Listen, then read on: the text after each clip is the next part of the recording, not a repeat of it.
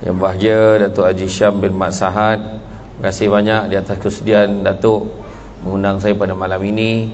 Seterusnya semua pemimpin-pemimpin tempatan dan semua peringkat yang sedang hadir pada hari ini, orang-orang kuat semua. Seterusnya tuan-tuan dan puan-puan yang dikasihi Allah sekalian, alhamdulillah, syukur sangat-sangat pada malam ini Allah izinkan kita bersama-sama dalam diwan yang indah ini.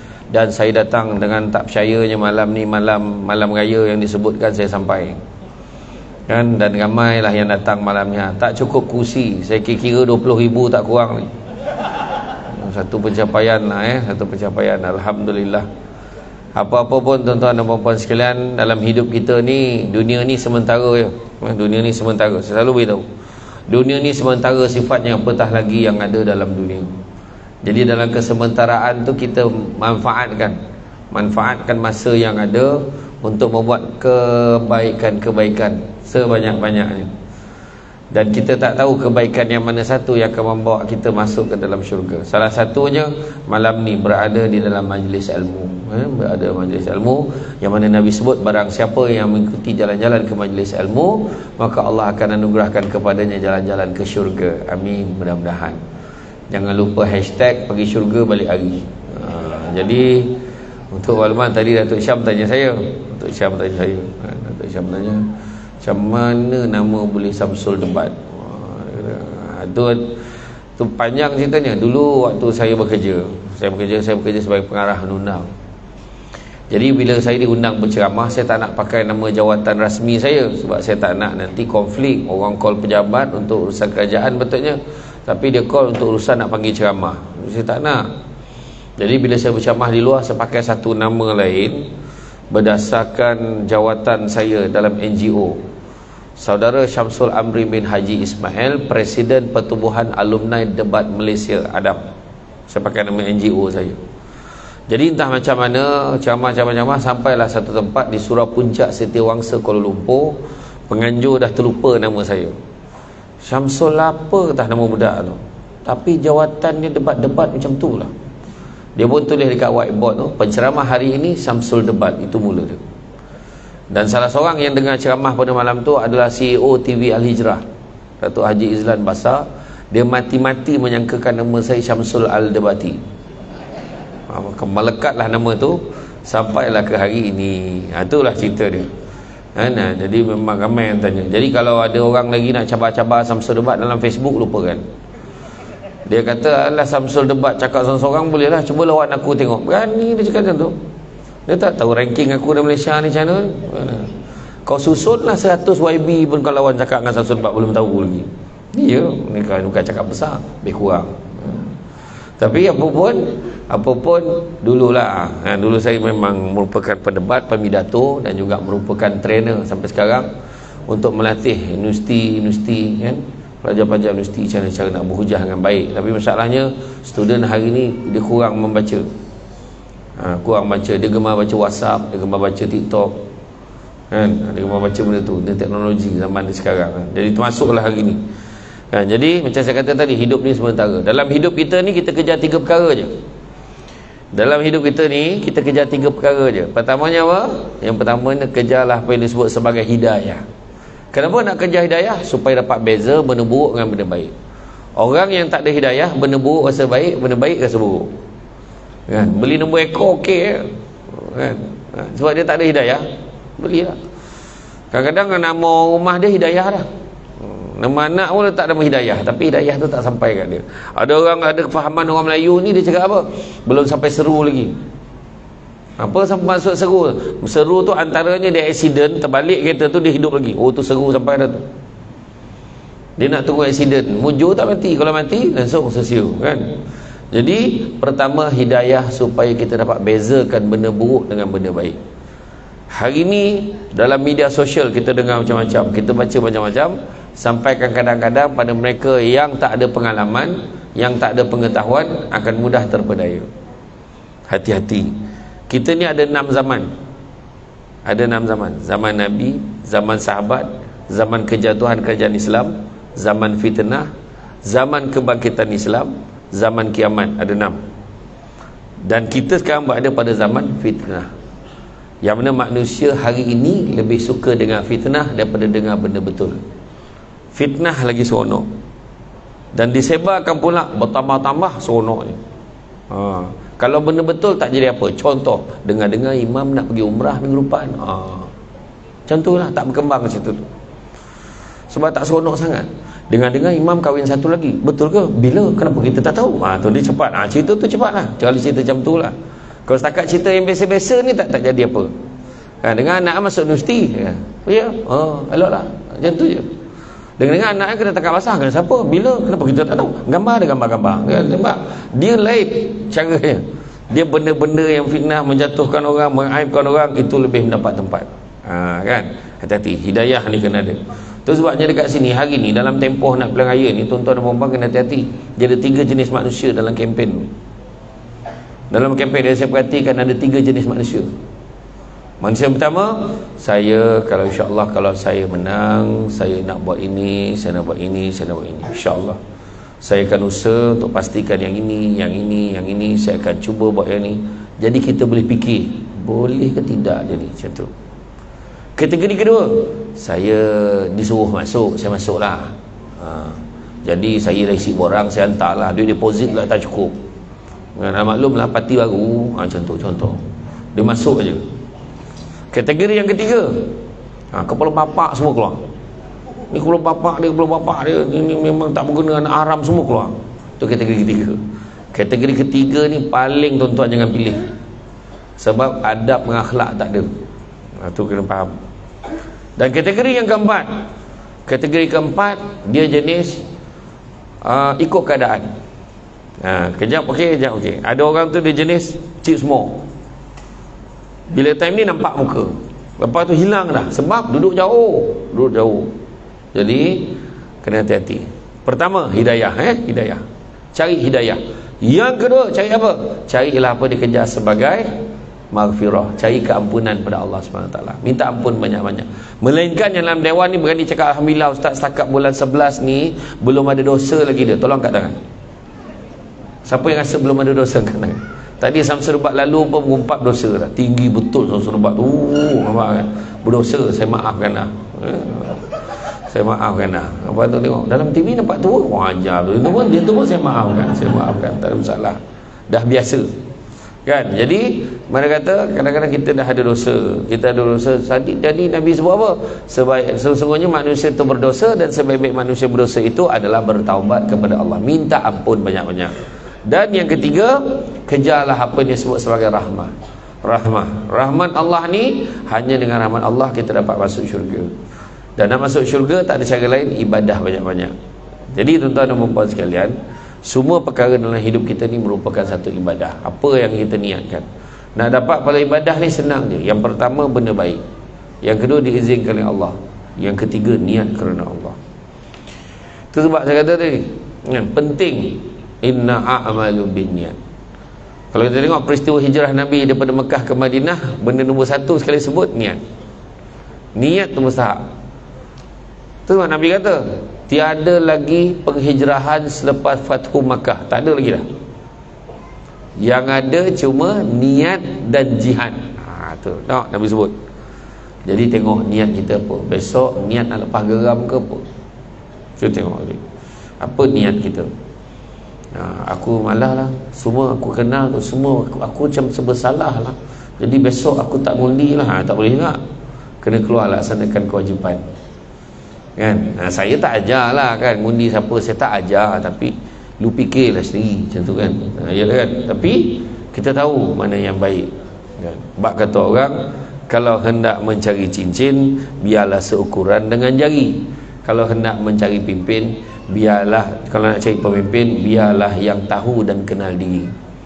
Orang yang kenal diri, orang yang sedar dirinya siapa, orang yang mungkin berada bersama-sama dengan kita, orang yang berasal dari tempat kita.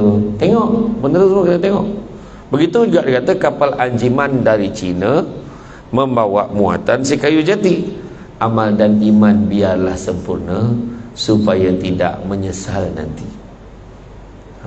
Hati-hati belayar malam, dasar laut karangnya tajam. Kan? baik-baik mencari malim yang faham. Di sana banyak kapal yang tenggelam. Hati-hati, tak sama kan. Kan kadang-kadang nampak kita main pilih, okeylah kita cuba, tak, ini bukan zaman mencuba. Kena fikir betul-betul, amati betul-betul, barulah kita buat pemilihan. Kan, simpan barang di atas lampin sambil digulung di atas kain. Kan, jika amanah jadi pemimpin, tentulah tenang lahir dan batin. Jadi bila cerita tu bukanlah saya nak gambarkan apa kan. Saya tak gambarkan sesiapa, tapi kita fikir sini, cari. Sebab saya hari tu pada tahun 2019 saya pernah diberi peluang berceramah di Melbourne. Bukan Melaka ya, Melbourne. Melbourne ni atas sikit daripada Taipei. Tak ada. Melbourne di Australia. Bayang ni cerita pasal pemimpin ni bagi hint jugalah kan. Saya pergi sana, bayangan yang duduk di sana, yang menganjurkan program ceramah ni adalah warga Singapura yang dah lebih 20 tahun bermastautin di sana. Jadi bila dia arrangekan Haiti, ceramah malam sama dengan Samsul Ubat, ramai rakyat Malaysia yang duduk di sana datang. Dah habis-habis ceramah tu, waktu duduk-duduk rehat tu, yang sahabat-sahabat daripada Singapura ni tanya, "Ustaz, nak tanya satu soalan boleh?" "Boleh, tanya." Parlimen dekat Malaysia memang hari-hari macam tu dia tanya. Agak-agak apa perasaan kita yang ditanya kat luar negara soalan macam tu? Malu tuan-tuan. Tu sebab kena hati-hati kan? Sampai ke Sultan Johor panggil sangka borok tu sebab apa? Sebab apa? Sebab tak jaga satu krisis yang berlaku dalam negara kita ni, namanya krisis adab. Kena cari yang beradab, yang berakhlak. Nampak senyum aja. Dan minta tolong boleh insya-Allah. Kena kutuk ni, memang tak berguna punya orang, sabar. Jam tu kena cari. Yang melenting balik tu jangan dicari. Kan? Sebab nak jadi pemimpin ni kena sabar. Kena sabar. Tu sebabnya tuan-tuan jangan petikai kenapa kursi tuan-tuan tak berbalut, kursi dia berbalut. Tuan-tuan, beza tanggungjawab kursi berbalut dengan kursi tak berbalut tu sebab saya cepat naik atas pentas tu. Saya pun asal berbalut kat kursi tu tadi. Kan? Sebab orang yang duduk belakang tanggungjawab tak besar. Kuranglah dia berbanding orang kursi berbalut ni. Kejap lagi siapa nak balik, dia balik. Nak balik. Kita orang tak perasan. Yang duduk kursi berbalut ni kencing pun tahan. Nak buat macam mana? Kan? Sebab dia ada jawatan dan tanggungjawab. Tu beza dia. Tu sebabnya kita ni jangan minta-minta jadi pemimpin, tapi kalau dah dipilih kena terima dia sebagai suatu amanah. Bukan senang kan? Sebab itulah kita kena hati-hati. Islam adalah merupakan agama yang meliputi cara hidup yang sempurna, termasuklah juga di dalamnya terkandung sistem pengurusan, termasuklah kepimpinan. Kita cerita hari ni kepimpinan kan, memimpin. Dalam rumah tangga pun ada pemimpin. Kadang-kadang rumah tangga sendiri pun tak boleh pimpin, macam mana nak pimpin daerah, nak pimpin negara. Kena fikir macam tu kan. Diri sendiri pun tak terpimpin, macam mana nak kahwin? Contohlah kan. Kan? Ini cerita yang berasaskan realiti. Sebab orang yang jadi ketua semua akan ditanya. Semua akan ditanya dan akan dipertanggungjawabkan dengan apa yang dipimpin. Dan sistem pengurusan yang sempurna dah tentulah yang disusun oleh Allah SWT di dalam Al-Quran dan hadis sebagai sumber-sumber yang disepakati untuk kita terapkan di dalam sistem kita. Dan ciri kepimpinan Nabi Muhammad SAW menjadi dasar elemen kepimpinan mendorong melahirkan prestasi dan etika kita dalam masyarakat. Ada pemimpin, ada yang dipimpin. Ada penceramah, ada yang dengar ceramah. Kan? Tak dapat dah saya ceramah seseorang. Kan? Cukuplah 2 tahun saya ceramah seseorang depan handphone tu. Kan? Ceramah depan handphone online. Kan? Pernah sekali tu saya ceramah 2 jam saya ceramah, lupanya kamera tak on, baru tahu. Sudahnya cakap seseorang. Bayangkan tu. Kan? Macam-macam lah kan. Jadi kepimpinan kalau kita tengok, baginda Nabi Muhammad SAW memiliki watak teladan untuk umat manusia daripada semua generasi sampailah ke hari ini. Kita tak boleh nak cakap zaman Nabi dulu sesuai lah, hari ini dah tak sesuai, kita tak boleh cakap. Sebab sistem yang telah Nabi ajar dan kebijaksanaan Nabi, tengok, kebijaksanaan Nabi dalam memimpin sentiasa menjadi contoh. Nabi ni kalau memimpin tu dengan cara berhikmah, dengan cara Nabi ni macam orang kata menunjukkan teladan yang baik. Macam itulah cara dia. Kita hari ni tak sedar, kalau kita tak sedar, kadang-kadang hikmah ni mustahak. Yang pertama ni saya kata adab, akhlak, semua ada pada Nabi. Kalau kita nampak orang tu tolong orang tu, minta jalan, baik betul orang tu, jangan risau, Nabi lagi baik. Kita tengok, oh dia ni bagus betul lah, dia jaga kebajikan semua, jangan risau, Nabi lagi baik. Nabi kita lagi baik, serba-serbi sempurna, dan kita berusaha untuk jadi baik. Dan lebih-lebih lagi kalau ada orang itu tak nak jaga Islam, kalau tak nak jaga Islam, maka orang tu sudah tentulah bermasalah dan tidak layak untuk kita ketengahkan sebagai seorang pemimpin.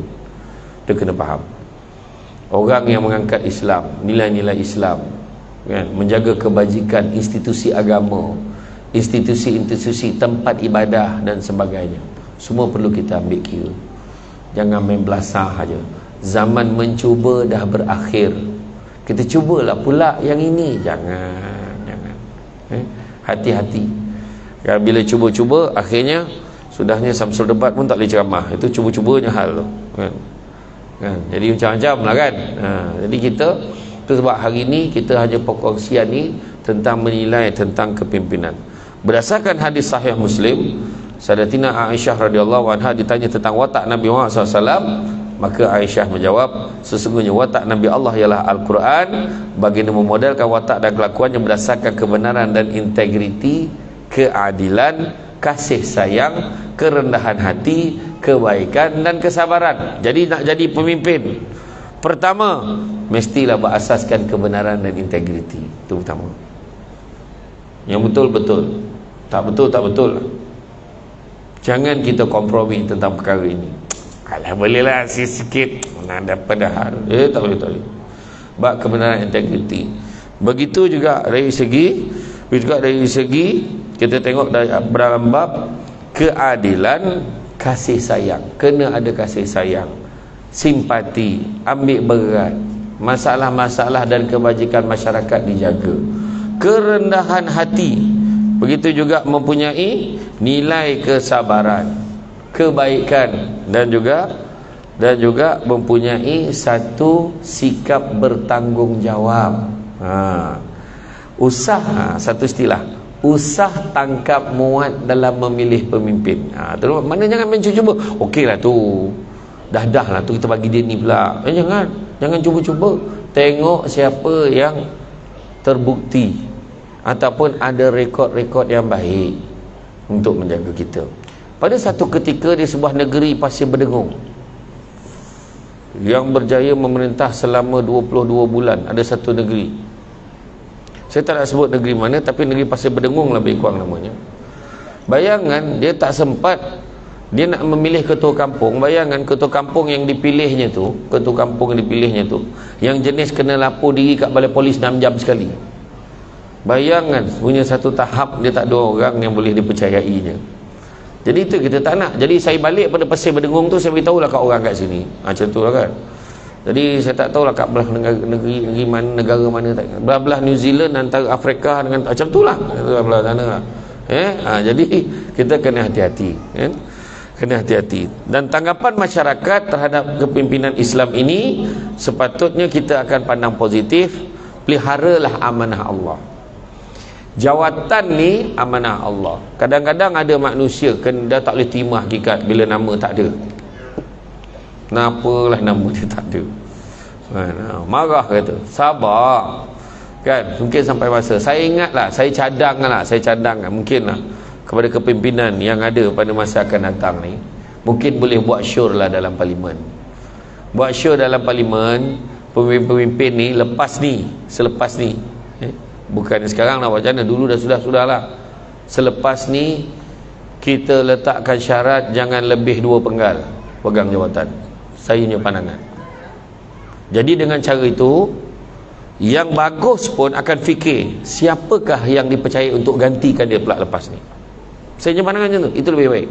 Saya baru-baru ni balik daripada Jakarta, saya ceramah di kedutaan Malaysia di Indonesia. Bila esok tu saya nak ke Bandung, Indonesia, dalam perjalanan dekat bandar-bandar tu saya nampak banyak betul poster besar-besar ni. Saya kata, Banyak poster-poster ni. Apa hal? Pilihan raya ke? Tak. Rupa-rupanya dia orang tengah kempen nak naikkan presiden baru. Rupanya Presiden Jokowi dah habis term, dah habis penggal. Selepas ni Indonesia akan mendapat presiden yang baru setelah 2 penggal. Jadi saya rasa pun bagus juga. Jadi makna kata 2 penggal tu buat betul-betul. Sebab lepas ni dah orang lain pula. Kalau tidak tu ada orang tu sampai 6-7 penggal kan, batuk lagi banyak daripada bercakap kan, cukup-cukup lah. Betul tak? Ni pandangan saya. Setuju ke tak setuju? Mesti setuju. Samsul Debat cakap pun takkan tak setuju kan? Tak, ini contoh tak pada saya selepas ini supaya kita cadangkan benda yang baik kan. Dan kalau saya lah jadi Menteri Pelajaran, mak ayat dia, kalau saya dalam masalah sekarang ni, kejap-kejap PDPR, kejap-kejap macam itu PKP, ada masalah dasar, saya tengok kesian anak-anak kita belajar ni kan. Kalau saya lah, kalau saya umumkan dengan ini Menteri Pelajaran, dengan ini saya umumkan mulai Januari kita akan menghapuskan skim pinjaman buku teks di semua sekolah, tetapi kita gantikan dengan skim pinjaman tablet. Macam tu skim pinjaman tablet, yang mana budak-budak ni tablet yang kita bagi daripada darjah 1 sampai tingkatan 5, darjah 1, darjah 2, darjah 3, darjah 4, darjah 5, darjah 6 semua dapat tablet percuma, hak milik kerajaan. Setiap tahun satu tablet, yang mana dekat dalam tablet tu dah siap install buku teks masing-masing. Okey tak? Jadi dia tak payah bawa buku berat-berat lagi lah. Jadi cikgu pun dengan selambanya, okey kelas, sila buat latihan dalam folder nombor 3 sebelum tengah malam ni, email kat saya, baru steady kan. Dan begitu juga saya mengarahkan kepada Suruhanjaya Komunikasi Multimedia, macam juga menteri tak. Dengan ini saya arahkan kepada Suruhanjaya Komunikasi dan Multimedia bekerjasama dengan Kementerian Penerangan untuk bincang sama-sama untuk settlekan. Saya bagi tempoh sehingga bulan Jun tahun 2023 agar kita berjaya membekalkan wifi secara percuma kepada setiap kampung-kampung dan taman perumahan seluruh negara. Setuju ke tak setuju? Baru betul. Nampak orang dah mula tepuk, dia dah rasa dah macam mana sebab itu bagus, steady. Apa masalah yang banyak? Sebab apa saya cakap ni tak patut heran, tak patut cakap susah. Sebab apa? Sebab dasar IT kebangsaan pada tahun 1980-an dah cerita dah. Bukan baru hari ni cerita. Dah habis 2020, orang cari lain lagi bendanya kan. Baru cikgu tu mengajar dah keras. Apa hal tu? Lain tak ada kan. Merayau satu rumah nak cari lain kan. Macam tu. Jadi insyaAllah lepas ni ada lah tu, saya bagi idea kan. Jadi kalau kita tengok pandangan cendekiawan Islam, contoh Al-Mawardi dalam Al-Ahkam As-Sultaniyah meletakkan syarat menjadi pemimpin ada beberapa syarat. Pertama, keadilan. Adil lagi yang dipilih. Keadilan, mempunyai keberanian, berani, jangan takut-takut. Takut dengan isteri tak apa, nak buat macam mana dah biasa. Tapi di luar gagah. Orang lelaki sebenarnya dia bukan takut isteri, tetapi isterinya menakutkan. Kan. Orang perempuan ni dia nampak lembut kan, tapi bab dia marah, ya, kunci pintu. Kunci pintu dia tak tahan tu kan. Contohlah syak selak tu kat Palang kan. Iya, nak cari cuba tengok orang perempuan, cuba tengok tapak tangan. Orang perempuan tengok tapak tangan. Tak apa, dulu si lelaki perempuan tengok tapak tangan. Jadi kita buat test sikit, tengok tapak tangan. Tengok tapak tangan sendiri, kau tengok tapak tangan orang buat apa? Tengok tapak sendiri cuba. Okey, semua tengok tapak tangan, dengar arahan. Semua yang belakang yang berdiri tu membuat cuba. Tengok tapak tangan, dengar arahan daripada Samsul Debat. Tengok tapak tangan, dah tengok tapak tangan dah sekarang. Jangan tengok Samsul Debat, tengok tapak tangan masing-masing. Okey, tengok tapak tangan masing-masing. Arahan saya selanjutnya. Sekarang cuba tengok kuku masing-masing. Okey dah, turun. Jangan bagi orang lain nampak. Okey, cukup. Kita boleh nampak dah jiwa lelaki dengan jiwa perempuan ni macam mana. Dia kalau ada seorang tu, walaupun dia perempuan, tapi jiwa dia keras. Kita suruh tengok tapak tangan, tengok kuku, rap macam tu. Memang keras perempuan tu, memang degil, memang apa semua ada macam ni, zap. Dan ada lelaki tadi badan sasa, barang misai lentik. Tengok kuku. Alah. Ada tadi saya tengok. Jadi rahsiakan, jangan tunjuk kat orang. Jadi lepas ni hujan. Ni contoh hujan psikologi kita boleh tengok. Tu sebab kadang ada suami nampak garang, bang pergi bang, tak apalah pergilah, malah nak pergi. Dia sebenarnya mengajuk, nampak tak? Walaupun dia keras, dia tak payah jadi pondan nak jadi lembut ni kan, tapi dia cepat mengajuk, cepat terasa, cepat sensitif dan sebagainya. Tu contohlah. Lepas ni kalau buat dah tak jadilah sebab dah tahu kan. Jadi yang kedua mempunyai keberanian, yang ketiga mempunyai ilmu. Tengok balik latar belakang, ilmu ada ke tak ada. Kalau tidak besok bengapnya teruk, satu Malaysia tahu bengapnya tu. Kena jaga. Bak kata orang cantik teluk, pantainya landai, tambat perahu tepi kuala. Biarlah buruk kain yang dipakai asalkan penuh ilmu di dada. Kena belajar. Betul. Ya, sebab kena belajar. Sebab apa? Ilmu ni yang nak jaga kita. Kata Saidina Ali, lagi banyak ilmu yang akan jaga kita. Kan? Harta sikit ke banyak, kita kena jaga harta. Harta makin kita belanjakan makin habis. Ilmu makin banyak kita belajar, makin banyak yang kita tak tahu. Tu dia cerita dia. Kain songket benang sutera, lilit sebalit buat selempang. Ilmu yang banyak jadi cahaya, walaupun sikit menjadi torang. Kena belajar. Ya, insya-Allah. Dan begitu juga seterusnya, mempunyai idea yang bernas. Idea yang bernas. Tak adalah yang disibuk hanya pasal harga beras, harga ni, la ilaha illallah. Carilah idea-idea bernas, benda yang tak terfikir lagi. Kita dah buat apa nak bangunkan dekat Bagan Serai ni? Apa yang kita nak bawa dekat kawasan kita ni? Kan? Bagan Serai ni dah boleh dah buat bot macam dekat Melaka tu. Kita lalu dekat pesisiran sungai atas tu. Seronok pula tengok kan. Contohlah kan.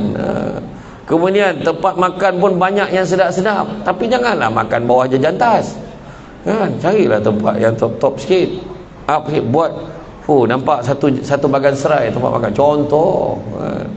Hotel kan, itulah hotelnya dulu kan. Nombor huruf tak habis kan. Ya, kejap ikan, kejap K. Saya tak sebut. Saya sebut mana? Sebab dia tak taja macam kita ini. Jadi saya tak sebut. Tapi itulah hotel rasminya kan. Iya. Tapi okey Bagan Serai. Kalau dekat Parit Buntar tu lagi pula belaga-laga nak masuk tu. Mandi pun belaga, terkejut tu. Dah belaga dah, cepat ke sempit betul. Contohlah bawa perubahan, pembangunan yang baik kan. Kemudian kita susun atur balik, mungkin aliran trafiknya tengok macam mana, mungkin kualiti jalan raya dia tengoklah kan. Contoh idea yang bernas. Sempurna panca indera, tidak cacat anggota, berasal dari keturunan yang baik. Kemudian diperkukuhkan lagi oleh Al-Farabi yang menyatakan kelayakan menjadi seorang pemimpin dalam mempunyai kesempurnaan fizikal dan mental, ilmu pengetahuan yang luas dan mempraktikkannya.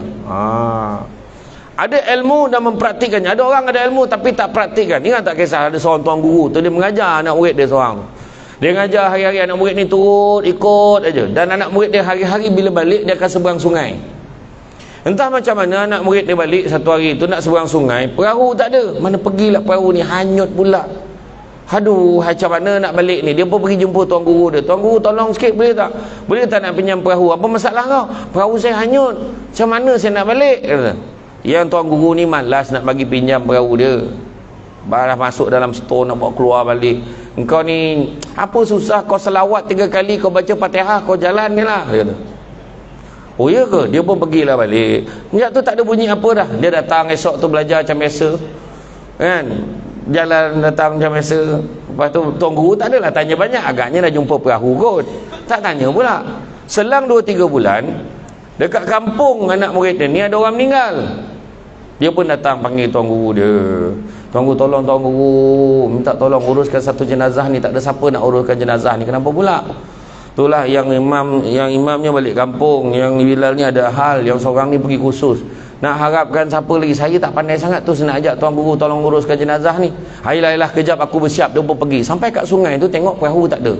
Ni perahu tak ada macam mana ni? Kata tuan guru tu, Tuan guru semenjak ajar saya ayat tu selawat 3 kali baca Fatihah, saya tak pernah pakai perahu lagi dah. Semenjak betul memang saya berjalan atas air ni. Biar betul kau. Betul, tengok dia pun selawat 3 kali baca Fatihah, berjalan dia atas air tu. Tak sangka tuan guru dia yang dia tu buat jadi. Tuan guru pun, cepatlah tuan guru, saya dah tunggu belah sini ni. Tuan guru pun selawat 3 kali baca Fatihah. Tengok lam tuan guru tu.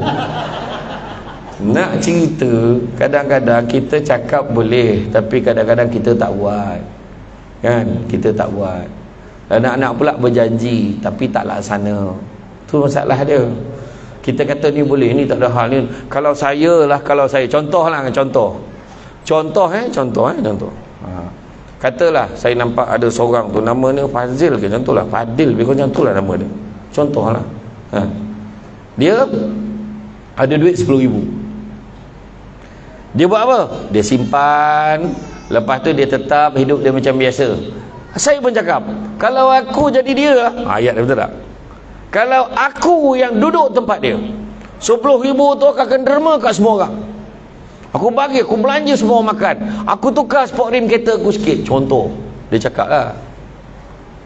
Tapi bila sampai masa betul-betul 10,000 tu ada dekat dia, dia tak boleh buat pun. Dia tak sedekah kat orang. Sport rim benda sayang nak tukar. Sebab bercakap dengan buat satu perkara yang berbeza. Nampak tak? Akulah kalau bini aku takkan biar dia meminta-minta suami macam tu. Rupanya dia kena beli kereta kursi lagi teruk. Bercerita cakap orang bukan main lagi kan. Iya. Dengar tak kisah yang satu raja tu, dia takut dengan permaisuri. Dia pun panggil lelaki-lelaki dalam negara dia. Wahai lelaki-lelaki rakyat better yang dikasihi sekalian, sekarang siapa yang ada petua bagaimana nak langgar, nak lawan isteri masing-masing, tolong ajarkan pada better. Semua senyap. Siapa yang takut isteri, berdiri belah kanan better. Semua pergi belah kanan. Semua pergi belah kanan. Ada seorang yang stay dekat tiang, macam ni pegang tiang. Kamu asyik baik ada seorang. Kamu kemari. Apa pula? Tuanku nak jumpa, tuanku dah turun. Punya berani dia. Raja dia suruh turun. Raja ni sebab nak dapat petua punya pasal, dia pun turun. Sekarang kamu ajarlah better. Macam mana cara nak lawan isteri better? Ada idea? Tuanku, Patik pun takut bini Patik. Apa sebab kau tak pergi belah mana? Bini Patik dah pesan jangan pergi mana-mana, tunggu sampai dia sampai. Lagi teruk takutnya. Ingatkan dia berani. Dia lagi teruk takutnya, tuan-tuan dan puan-puan sekalian. Jadi itu kadang-kadang bercakap dengan buat satu perkara yang berbeza. Itu sebabnya pernah disebut pembohongan yang paling Buya Hamka kata pembohongan yang paling besar di dalam jiwa apabila mulut berkata ya, hati berkata tidak. Dia cakap lain, dia buat lain. Kita tak nak orang macam tu, kan? Begitu juga berlapang dada dalam menerima kritikan. Ni kena kritik dan marah, kena siasat marah. Tujuh orang tak apa, orang lain kena siasat tak apa, dia kena siasat marah. Jangan macam tu. Kita kalau betul, kita kena faham apa maksud integrity. Maksud integrity dalam menurut kamus Oxford, according to the Oxford Dictionary, adalah the state of being whole and undivided, bersikap menyeluruh dan tidak berpilih kasih. Apa hal? Kau terkejut Samsul Rebat cakap orang putih, kan? Main Samsul Rebat ni, I have a degree in law, you know. Main. Jadi makna kata satu perkara yang kita kena faham, jangan kita cakap kena kat orang aja, kat kita tak boleh. Mana boleh macam tu? Justice is not only be done but must be seen to be done. Keadilan bukan hanya dilakukan tapi mesti diperlihatkan yang ia diperlakukan. Faham tak? Macam tu. Dah menggugut-gugut pula. Siap kamu wahai penjawat awam. Janganlah macam tu, kan?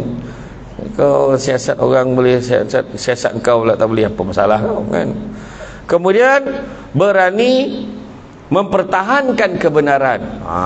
Benda yang betul, betul. Benda yang hak kita pertahankan. Benda yang tak betul, jangan kita pertahankan. Jangan. Salah, salah lah. Kalau tak salah, kalau betul boleh pertahankan dengan sehabis baik. Bila orang mempermain-mainkan kalimah suci, pertahankanlah. Bila orang main-mainkan kalimah Allah, mana boleh macam tu? Itu prinsip agama kita, jangan dikacau, kan? Kena faham. Nampak tak? Keistimewaan orang Melayu, janganlah dikacau, kan? Ini bukan resi, sebut pasal Melayu je resi, apa pasal pula, Kan? Ketuhanan Melayu kena faham. Nakkah kita buka balik sejarah kemerdekaan negara dulu? Buka lah balik apa syarat-syarat mereka. Tuan Abdul Rahman kata apa, ni kata apa. Tapi kita bukan suruh gaduh. Kita nak hidup sama-sama aman dan damai. Tak percaya tengok Piagam Madinah. Maka mana Nabi dulu lagi banyak kabilah yang dijaga, boleh hidup aman dan damai. Janganlah kita persoalkan. Bila kita berada di tampuk kuasa, jangan kita nak mempertikaikan, tekankan mereka yang tak sependapat dengan kita. Jangan macam tu caranya. Kan? Betul tak? Betul ke tak betul? Mana boleh tak betul kan? Faham tak? Alhamdulillah. Asyik-asyik faham betul semua belah sini. Belah sana tu macam tu kan. Daripada tadi dia tengok sebab iya ke tidak ni kan. Dan begitu juga memastikan golongan lemah dijaga. Jaga golongan yang lemah. Kan? Lemah tau, bukan golongan lembut, golongan lemah. Faham? Lemah lembut tak apa. Buang lemah tinggal lembut tak boleh. Yang lemah lembut kena ada dulu. Jaga. Bersifat sederhana, tidak bermewah-mewah, menghormati para agamawan dan agama yang lain, dan memilih orang benar-benar layak untuk mengurus satu tugas melibatkan keselamatan dan kepentingan negara ataupun organisasi. Kena pilih yang betul.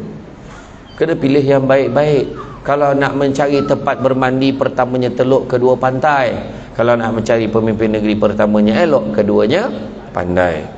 Dan kepimpinan yang taat pada Allah pasti akan menghayati nilai kemanusiaan. Hari ini fenomena akhir zaman, rumah makin besar, orang makin tak ada. Orang bukan makin ramai, orang makin tak ada. Perubatan semakin canggih, penyakit semakin banyak. Betul? 3 bulan lepas penyakit baru yang sampai ke Malaysia, namanya sesama tomato. Apa? Penyakit sesama tomato. Dia menjangkiti warga emas dan kanak-kanak, sakit sendi dan demam. Ada cikukunya, tangan, kaki, kuku dan mulut. Dah habis nama penyakit sampai anggota badan menjadi penyakit. Tak lama lagi penyakit bawah cuping dia kata. Macam-macam. Perubatan semakin canggih, penyakit semakin banyak. Melancong satu dunia, jiran sebelah rumah pun tak kenal. Dia nak cakap, manusia semakin ramai, kemanusiaan semakin kurang. Air minuman semakin banyak jenis, air bersih makin tak ada. Air minuman makin banyak jenis kan? Antaranya apa? Extra Joss, tembici, tembikai leci, kopi kai, kopi campur tembikai. Gila betul. Macam-macam air ada, air bersih makin tak ada. Pendapatan semakin tinggi, ketenteraman jiwa semakin kurang. Ilmu semakin tinggi, adab semakin rendah. Itu tu menjerit-jerit, marah-marah, tu pasal. Jagalah adab. Contohlah kan, kalau kita bab jaga adab ni lah kan, jaga adab ni. Katalah saya dengan Datuk Syam, dengan kita semua ni duduklah kat satu kedai kopi. Tiba-tiba lalu anak dara. Anak dara tu lalu kat tepi tu siap cakap, tumpang lalu bang, terangkat kopiah ni. Semua orang tanya, anak siapa tu? Anak siapa tu tu? Entahlah. Kenapa tanya anak siapa? Sebab adab. Apa tak? Sebab adab, hormat ni. Tapi kalau ada orang tu datang naik kereta, menjala kereta tu, mana dia kereta menegak, semua kereta menjala. Bila dia datang tu horn, pon tu, punya kuat horn. Bila dia keluar, woi, dia kata, woi panggilnya, woi. Rumah Datuk Syam mana? Yang dia tanya tu Datuk Syam. Datuk Syam punya bengkak ni. Datuk Syam kata apa? Entah, tak tahu, kau pergilah tanya orang lain. Sebab tak layak penghormatan untuk orang yang tak ada adab. Menjaga apa? Jaga adab. Makan sirih berpinang tidak, pinang ada di kota Melaka. Makan sirih mengenyang tidak, tagah dek budi dengan bahasa. Jaga budi bahasa. Begitu juga kan. Kalau kita tengok, dia mampu dengan adab, bercakap dengan baik. Adab ni mustahak. Kalau kita nak cari menantu pun cari yang beradab. Nampak tak? Cari menantu tu tengok yang ada nilai agamanya. Bila dia datang, Allah, pakai kopiah, baju coklat-coklat sikit, Allahu akbar, seluar hitam, tinggi pula, Allah. Contoh, dia tu orang baik katanya. Orang baik ni ada 4 tanda. Saya tak cakap saya. Orang baik ni ada 4 tanda. Tak ada ditanya-tanya, ada disebut-sebut. Saya tengok siapa dia. Datangnya disambut, baliknya diiring. Tu. Siapa orang tu? Bila tak ada dia tanya-tanya, kat mana dia dah? Orang dah ramai dah ni. Contoh. Bila ada disebut-sebut namanya, kejap debat, kejap jebat, bantailah pengurusi majlis ni. Kan? Contoh kan. Janji ada bat-bat ujung dia kata. Contoh kan. Sebut nama dia sebut, datang je disambut tadi. Kat mengalahkan wakil rakyat. Kan? Balikkan diiring sampai kereta, tu dah confirm. Tapi saya tak cakap saya, maksudnya kalau kita buat kedui kenara pun, kita buat majlis apa-apa, bukan semua orang yang kita akan berlari sambut dia daripada kereta bawa masuk dalam, betul tak? Melainkan dia betul-betul baik dengan kita. Betul tak? Cari yang beragama, kan? Iya. Cari yang apa? Yang lemah lembut, kan? Zulhelmi, contohlah nama lembut dia sebut nama, contoh kan? Kan? Contoh, cari yang baik-baik, senyum aja. Kan? Betul. Cari yang ada, tengok Allah pakai kopiah, Allah apa tengok contohlah kan. Kopiah lagi besar dari kepala. Contoh. Kan? Kan Nabi ajar cari menantu macam tu.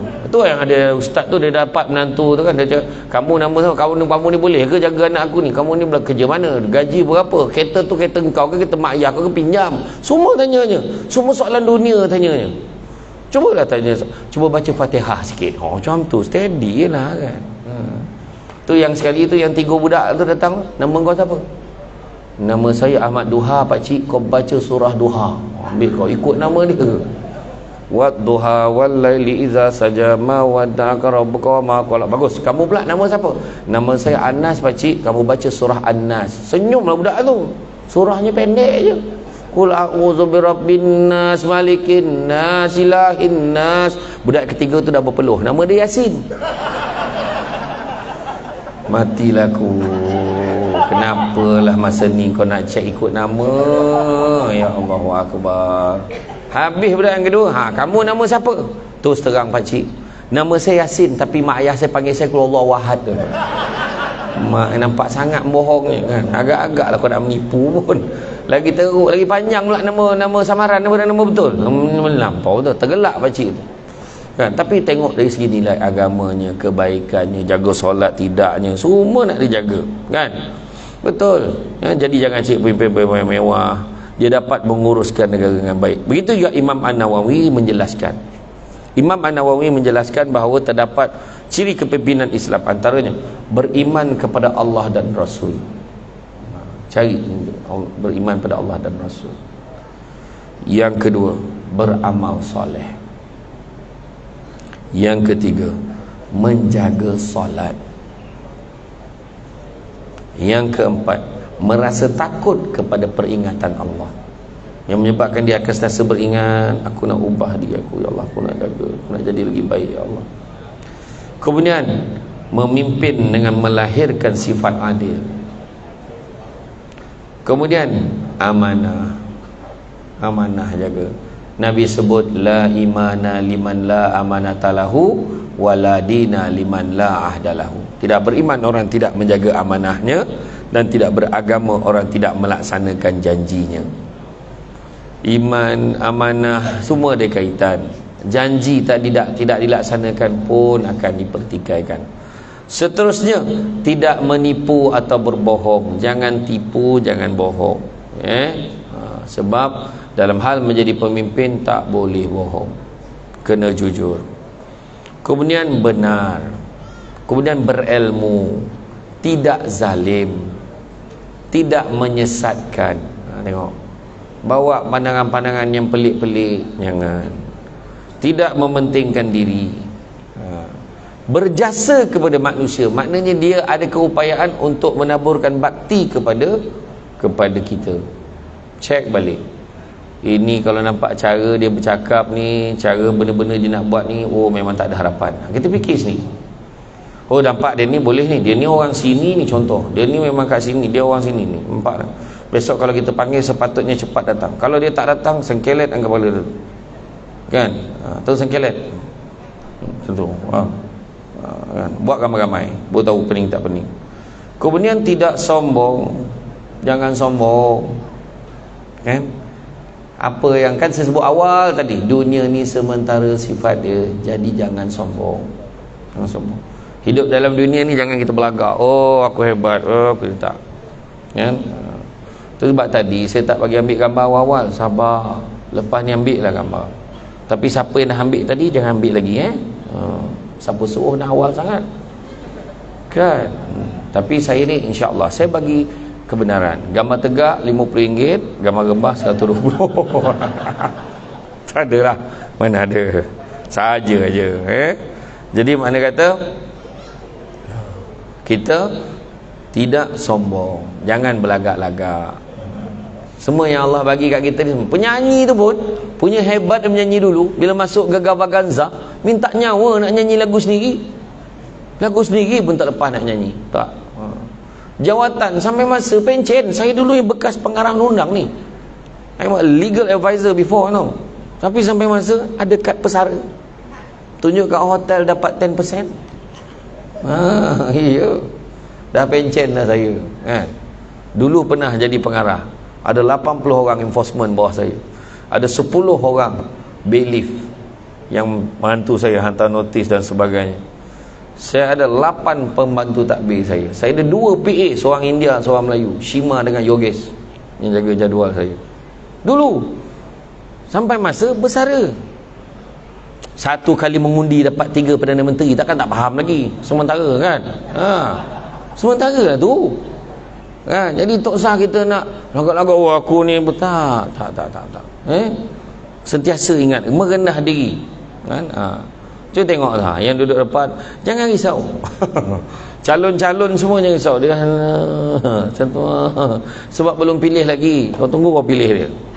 Wah, kau tengok dia kan. Jadi insya-Allah mudah-mudahan yang dipilih ni dia akan maintain kerendahan hati. Ingat bukan rendah ni, bukan rendah hati. Hatinya merendah diri. Jadi dia merasakan dirinya terlalu banyak kekurangan. Nampak tak? Kemudian apa? Tidak mengharap dan meminta-minta jawatan. Jawatan ini jawatan saya. Apa kegilanya? Itu kan macam tu. Kalau dah dipilih, kena terima sebagai amanah. Tu kena faham. Itu sebabnya kalau kita tengok zaman Nabi dan para sahabat, ingat tak ketika Sayyidina Abu Bakar mencadangkan, wahai Khalid Al-Walid. Khalid Al-Walid ni dah lama, sekian lama jadi panglima kata tentera. Maka dia sebut, wahai Khalid Al-Walid, cukup kau turun jawatan, aku lantik dia ni pula jadi panglima. Khalid Al-Walid apa respon dia? Marah, kau pahal, ni jawatan aku. Tak. Khalid Al-Walid menangis kegembiraan sebab dia tak perlu lagi pegang jawatan dan amanah yang berat itu. Menjadi ketua, menjadi pemimpin ni amanahnya yang paling ditakuti sebenarnya. Kemudian tidak menerima rasuah dan balasan, tidak menggelapkan harta dan wang masyarakat, memakmurkan rakyat dan negara, dan setiap keputusan tidak melulu dan mengikut hawa dan nafsu. Kena sabar. Hidup kita dalam dunia, baik pemimpin mahupun kita yang ada di dalam dewan yang berbahagia ini, 5 sifat yang kena ada dalam diri kita kalau kita nak selamat dunia akhirat. Yang pertama, sabar. Kena sabar. Nak pula jadi pemimpin, dia datang package tau. Package, kutuk, orang maki, orang cakap belakang. Sabar je, sebab semua nak bagi pahala kita tu. Sabar. Itu dah biasa, ni tak berguna ni semua makan duit. Orang tu makan nasi, kan? Mengutuk tu cepat aja, kan? Tak berguna ni kepala bapak semua keluar. Dia nak dalam media sosial, kadang heran ni orang. Tuan-tuan jangan hati-hati lah. Dalam media sosial ni macam-macam cara orang boleh buat mempengaruhi orang, kan? Hati-hati. Sebab kalau kita tengok dekat dalam media sosial ni, trend ni lain macam. Kadang-kadang orang tu dekat luar muka bodoh je tu, tapi dalam media sosial dia mengutuk orang tak cukup tanah lah. Contoh lah, kan, kita letak gambar satu pemimpin, tak kira lah siapa, letak gambar je, jangan tulis apa-apa, letak muka je, post, tengok kepala bapak lah apa semua keluar, tak berguna, mati lagi baik, tuntang-tuntang. Datanglah imam kampung kita komen dalam tu. Cubalah guna bahasa yang baik. Kalau tak ada bahasa yang baik, lebih baik kamu diam. Tahu komen bawah tu reply apa? Sudahlah, kau pun sama, kepala bapak kau pula kena. Dia pula kena. Imam pun kena, jangan main-main. Hari ni punya zaman. Jadi tak usahlah kita layan sangat orang yang pening-pening. Layan orang yang pening dengan kita pening sama. Kan? Tu dia. Jadi hati-hati. Dan begitu juga kita tengok. Yang kedua kena ada dalam diri kita. Nak bahagia dunia akhirat, syukur. Syukurlah Allah bagi peluang pada kita ni, rakyat Malaysia ni, boleh membuat pemilihan. Pergilah mengundi besok. Kita ada peluang menentukan. Jangan tak keluar. Ajak, kalau nampak ada yang tidur tu, kejutkan. Kalau 5 kali tak kejut, kapankan. Kalau kejut tak bangun, kapankan. Tak ada guna hidup dah. Kalau macam tu lah. Dogi mana? Bapak tak nak bangun kata kan. Bangunlah. Ini tanggungjawab kita. Kalau tak nak ramai, datang awal. Besok semain subuh dekat pintu pusat pengundian. InsyaAllah. Bawa IC suap beranak semua bawa. Ya? Bawa semua. Saya nak mengundi ni. Yang pertama, pengundi 001. Jadi kita macam ada beran. Macam tu lah. Jalankan tanggungjawab. Saya ni pun tak tahu aku berapa sampai seremban bagi suap nak undi. Malam ni bakal serai lagi. La ilaha illallah. Mengunding dengan tempat orang kan. Datuk Syam ni kan. Layan lah. Macam mana? Kan. Saya datang lah, insyaAllah. Lagipun orang bakal serai dah lama tak tengok saya ceramah kat sini kan. Selalu nampak dekat tu je, dekat pekan je, tengah makan dengan Pak Ngah saya, dengan Pak Tam saya, dengan adik saya kan. Dapat jumpa. Begitu. Ketiga yang kena ada, tawakal, percaya pada hikmah. Adalah benda baik Allah nak bagi kat kita, jadi kita pun tenanglah kan. Janganlah kita marah. Cakap apalah menyusahkan orang lah pilihan raya ni. Nak buat macam mana? Memang 5 tahun sekali kena buat je lah kan. Boleh ngundi je lah besok. Dah asyik bergaduh je, baik bubar kan. Pilih sekali lagi, pilih betul-betul. Jangan main-main, jangan cuba-cuba. Kali ni fikir betul. Aku rasa dia ni okey, pangkah. Aku geram betul dengan ni. Kau pangkah muka, undi rosak. Pangkah dalam petak tu, faham? Macam tu. Ingat tu. Percaya pada hikmah. Tanam tabu di topi rumah, cabut ubi sampai ke akar. Kalau hidup membaca hikmah, selaut garam terasa tawar. Percaya pada hikmah. Keempat, kena redha dengan apa juga yang terjadi. Menang terima, kalah pun kena terima. Tapi selagi belum keluar undi, maka dah kalah, kita tak keluar undi, relax, kita rasa bersalah. Jangan macam tu. Lepas tu kalau dah menang, jangan disakat orang yang kalah. Cukup-cukup lah. Kau dah menang, kau pergi tanya orang tu yang kalah kat masjid tu, apa perasaan kau bila dah kalah ni? Janganlah kau tanya macam tu. Tu cari pasal namanya, tahu? Kawan tu bendera pun tak sempat turun lagi pada tembok rumah dia. Janganlah kau nak balun-balun dia. Jangan kita jaga kesepaduan kita. Pilihan raya ni proses sahaja, bukan satu penentuan hidup mati kita. Tapi kita dah memilih, dah tenang kan, terima juga apa keputusan. Dan yang kelimanya, ikhlas. Terutama kepada yang memimpin, ikhlas. Aku ni memberi khidmat bukan sebab aku nak dapat pengiktirafan manusia. Yang aku nak adalah pengiktirafan daripada Allah. Mengharapkan pengiktirafan manusia, kita akan kecewa. Contoh, jadi yang berhormat, nak harap semua manusia sukakan kita akan kecewa. Minta maaf cakap, tu all takkan dapat. Itu sebab orang ni sebelum yang kalau tak tahan kena kutuk, fikir dulu sebelum nak jadi wakil rakyat. So kalau dah pilih wakil rakyat, kau tolan lah. Tak berguna, dia kata. Makan duit haram kau bakar orang, menipu je. Wahal ceritanya banyak. Ada penjelasan di sebalik sesuatu perkara, tapi ada orang tu dia tak nak dengar penjelasan. Sebab kena sabar, kena ikhlas. Sebab bila ikhlas, kita buat benda baik, akhirnya kebenaran tu akan terjelas juga kat orang lain. Silap-silap, perlahan-lahan dia nampak betul lah, betul jugalah apa dia buat. Dia pernah cakap dulu ni, nampak kan? Jadi tuan-tuan dan puan-puan sekalian, saya nak share beberapa pantun sebagai pengakhiran. Saya faham muka-muka suruh berhenti tu, saya faham. Yang pertama, tentang pemimpin berwibawa. Hijau menguning padi di sawah, tunduk berisi bagai nak rebah. Pendirian kukuh tidak goyah, menghadap cabaran tidak gelabah. Tu pemimpin yang berwibawa. Pemimpin yang berani. Kuala Lipis di negeri Pahang, jauh dari tasik bera. Jangan ditakut jantannya orang, hidup mati di tangan yang esa. Faham? Dah jadi pemimpin, jangan takut. Okey bos, okey bos, okey. Kalau tak betul, tak betul. Prinsip. Ingat ni semua. Prinsip. Betul-betul lah, tak betul, tak betul. Samsul Debat. Siapa dia tak tegur, dia tegur. Ada peluang dapat mikrofon, dia cakap, dia cakap. Walaupun ada presiden, walaupun ada orang besar, walaupun ada menteri, dia akan cakap. Macam tu lah, apa takut? Cakap je lah. Bukan mati pun. Paling kuat pun kena gam. So, tak boleh ceramah kan? Itulah. Tapi cakap, kena cakap lah. Cakap, kena beritahu. Kan? Pemimpin yang adil, berdayung mudik ke Kuala Sepat, kolek bocor di Kayuh juga. Kalau menimbang sama berat, kalau mengukur sama tepat. Pemimpin yang adil. Pemimpin yang pengasih, duduk jebat bersila panggung, satria pembela paling terulung. Karam di laut jadi pelampung, lumpuh di darat jadi pendukung. Orang banjir dia pun redah sama, orang sakit dia pun datang, orang meninggal dia usung jenazah. Tapi nak tengok usung jenazah ni waktu kempen, insyaAllah berebut, takkan tak ada yang mati hari ni. Macam tu sampai satu sekali kata.